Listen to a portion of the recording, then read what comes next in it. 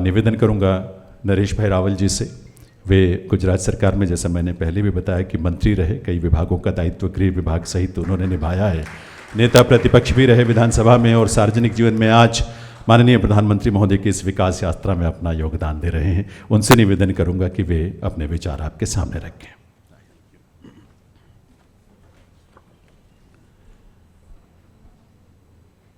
मंच पर उपस्थित आदरणीय गुरुजी स्वामी आनंद स्वरूप जी, आदरणीय जाजू साहब, आदरणीय हमारी बड़ी दीदी रीटा बहुगुना जी,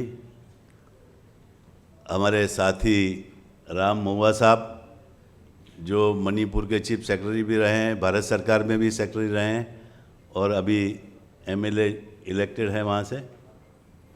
मुझे आज बड़ी खुशी हो रही है कि हमारे बहुत पुराने साथी जिनके साथ हमने बहुत सालों से काम किया है, ऐसे राजीव रंजन सिंह की लिखी हुई ये दो किताबें, महिला सशक्तिकरण और प्रधानमंत्री मोदी साहब की विदेश नीति, इसके बारे में इस परिचर्चा में हिस्सा लेने का और उसके बारे में कुछ दो शब्द कहने का मौका दिया है, इसलिए मैं आपका और आपकी पूरी टीम का बहुत बहुत शुक्रगुजार हूँ।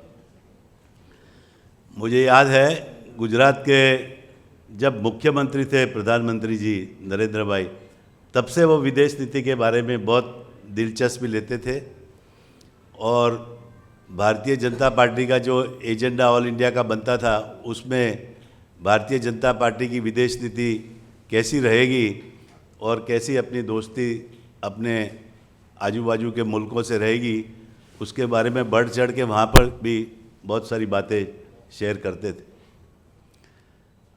हमने देखा है कि हमारी जो विदेश नीति रही है पूर्व में, वो एक प्रकार से नॉन अलाइनमेंट की रही है कि भाई उस टाइम पे कोल्ड वॉर चल रहा था तो रशिया से भी दूरी बनाओ, अमेरिका से भी दूरी बनाओ। पर जब से मोदी साहब आए और 2014 में उन्होंने ये देश संभाला, तब उन्होंने तय किया कि पहली बात तो होगी इंडिया फर्स्ट, दूसरी बात होगी पड़ोसी देशों के साथ दोस्ती, तीसरी बात होगी एक्ट ईस्ट, मतलब कि हमारे पूर्वांचल के सारे जो देश हैं, साउथ ईस्ट एशिया के सारे जो देश हैं, उनके सामने दोस्ती का हाथ बढ़ाना है। और जैसे इंडिया का विकास होगा तो हम सबका साथ में विकास हो, ये कोशिश, ये पहलू उन्होंने लिया। और इसी डॉक्ट्रिन पे, इसको हम सब मोदी साहब की डॉक्ट्रिन बोलते हैं विदेश नीति की, कि इसी डॉक्ट्रिन पे आज इंडिया कामयाब हो रहा है, काम कर रहा है, कामयाबी हो रहा है। और भारत देश का स्वाभिमान पूरे हिंदुस्तान के बाहर जो विदेशी मुल्क है उसमें इतना बढ़ गया है कि दूसरे देश भी देखते हैं कि अगर ऐसा हो रहा है तो हिंदुस्तान अभी कौन सा स्टैंड लेगा, क्या करने वाला है। तो जो हिंदुस्तान के प्रधानमंत्री स्टैंड लेते हैं, हिंदुस्तान जो अपनी विदेश नीति का मैसेज देता है, उसके साथ हमारे साथ लोग जुड़ते हैं। और हमारी इज्जत आज पिछले 10 सालों में, 12 सालों से जब मोदी साहब आए हैं, तो पूरे विश्व में कि हिंदुस्तान की एक इज्जत बहुत बढ़ गई है। मैं अभी भी देख रहा था कि पूरे विश्व में, जाजू साहब आपकी इजाज़त चाहूँगा, एक ही ऐसा नेता है जो इतनी बड़ी लड़ाई चल रही है रशिया में और यूक्रेन में, पर रशिया के राष्ट्रपति को भी गले मिल सकता है और रशिया का राष्ट्रपति उनको गले मिल सकता है। और जब 2 हफ्तों के बाद यूक्रेन में जाता है तो यूक्रेन का राष्ट्रपति भी उनको गले मिलता है और दोनों इंडिया के प्रति इज्जत रखते हैं, भले चाहे उनकी आपस में लड़ाई हो रही। उनको पता है कि इंडिया एक रास्ता निकालेगा, इंडिया शांति का रास्ता निकालेगा। इंडिया चाहता है कि विश्व में शांति स्थापित, और मोदी साहब ने वसुधैव कुटुंबकम का जो मोटो दिया है कि पूरा विश्व एक हमारा कुटुंब है और विश्व के सारे देश और वहाँ पे रहने वाले लोग हमारे भाई बहन हैं और सबका ग्रोथ, सबका विकास हमारे साथ होना चाहिए। तो इस बातों से आज विश्व बहुत प्रभावित हुआ है। और जो पॉलिसी उन्होंने बनाई है कि भाई सबसे दूरी नहीं रखनी है, पहले तो था कि दूरी रखो, अब तो उन्होंने बोला सबके साथ मिलना है, सबको जोड़ना है और सबके साथ मिल के आगे बढ़ना है। जब वो प्रधानमंत्री बने 2014 में, तो एक सागर करके उन्होंने डॉक्ट्रिन फॉरेन पॉलिसी की निकाली थी। सागर वर्ड का मतलब होता है security and growth in the our neighbours and south east region. अभी रिसेंटली 10 साल के बाद महासागर कर दिया है, क्योंकि खाली इतना ही हमारे पास नहीं रहा, पूरा विश्व हमारे साथ मोदी जी की बात सुनने को तैयार है। मोदी जी को पूरे विश्व ने महागुरु, विश्व गुरु मान लिया है। तो इस बात का हमारे लिए बहुत बड़ा गौरव है कि सागर की जो यात्रा थी 10 साल की, वो महासागर बन गया है। क्योंकि उनको पता है मोदी साहब को कि जो हमारा देश है, उसका जो हमारा इंडियन ओशियन है, हमारे देश में ही जो कोस्ट लाइन है वो 7,500 एकड़ की किलोमीटर की कोस्ट लाइन है। 7,500 kilometres of coast line in the Indian Ocean. सिर्फ गुजरात में 1,600 किलोमीटर की कोस्ट लाइन है। तो इस ओशियन में जो हमारे साथी पड़ोसी देश हैं, उनकी ग्रोथ, उनकी सिक्योरिटी, उनकी तरक्की और उनके ऊपर जो बाहर का कोई आक्रमण हो, चाहे ट्रेड का आक्रमण हो, चाहे एक्चुअल आक्रमण हो, तो उसमें इंडिया उनको कैसे साथ देगा, ये बात मोदी जी ने तय कर ली। पिछले कुछ दिनों से मैं देख रहा था अखबारों में कि बांग्लादेश में बहुत सारी गड़बड़ हो गई। बांग्लादेश वालों ने पूरी सरकार उठा के फेंक दी।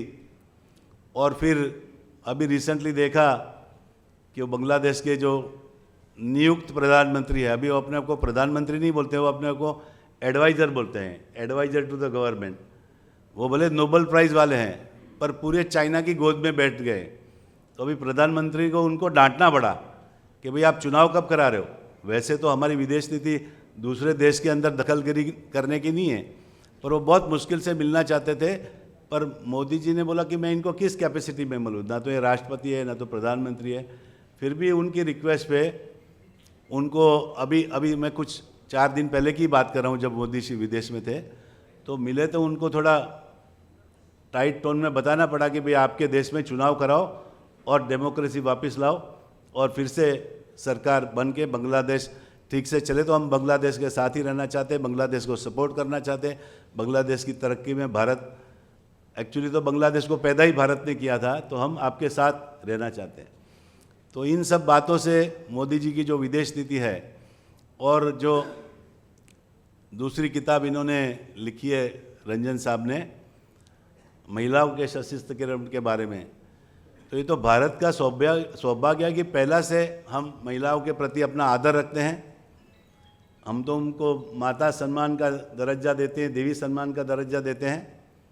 और हमारे देश में तो महिलाएं राजनीति में पार्टिसिपेट करती हैं। रीटा जी MP रही, MLA रही, मिनिस्टर रही।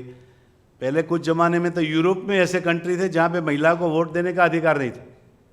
यूरोप जैसे इतना डेवलप कंट्री में भी खाली पुरुष वोट देते थे, महिला को अलाउड नहीं था। तो बहुत सालों के बाद ये सब अलाउड हुआ। तो भारत में तो आज वो स्थिति बहुत बेहतर है और उसके लिए जो भारत सरकार है वो भी इतने सारे कार्यक्रम दे रही है, गांव से लेके शहर से लेके पूरे देश तक महिलाओं को आगे बढ़ाने के लिए। तो उसके लिए और ये विदेश नीति के जो मोदी साहब ने देश को आगे बढ़ाए, उसके लिए हम 2 हाथ जोड़ के मोदी साहब को प्रणाम करते हैं और देश की आगे इज्जत जो बढ़ा रहे हैं और हमेशा ऐसी बढ़ती रहेगी। चाहे कितना भी क्राइसिस आ जाए, कितने भी वॉर आ जाए, चाहे अमेरिका का राष्ट्रपति ट्रंप जो बोलता है मैं मोदी साहब का दोस्त हूँ, तो मोदी, हमने तो उनके ऊपर टैरिफ डाले हुए हैं, 52% टैरिफ है इंडिया के। तो उसने बोला ठीक है मैं आपसे आधा करता हूँ, इतना तो आपके नहीं करूँगा। तो 25-26% पे टैरिफ उन्होंने डाले। तो वो भी इज्जत मोदी साहब की है। नहीं तो रशिया को, अरे रशिया नहीं, चाइना को तो उसने 100% कर दिया अभी कि तुम मेरे को 100% करोगे तो मैं तुमको 100%। तो एक हमारी इज्जत इतनी है जो फ्यूचर में और बढ़ती रहेगी।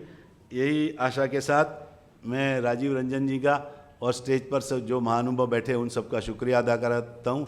जय हिंद, जय भारत।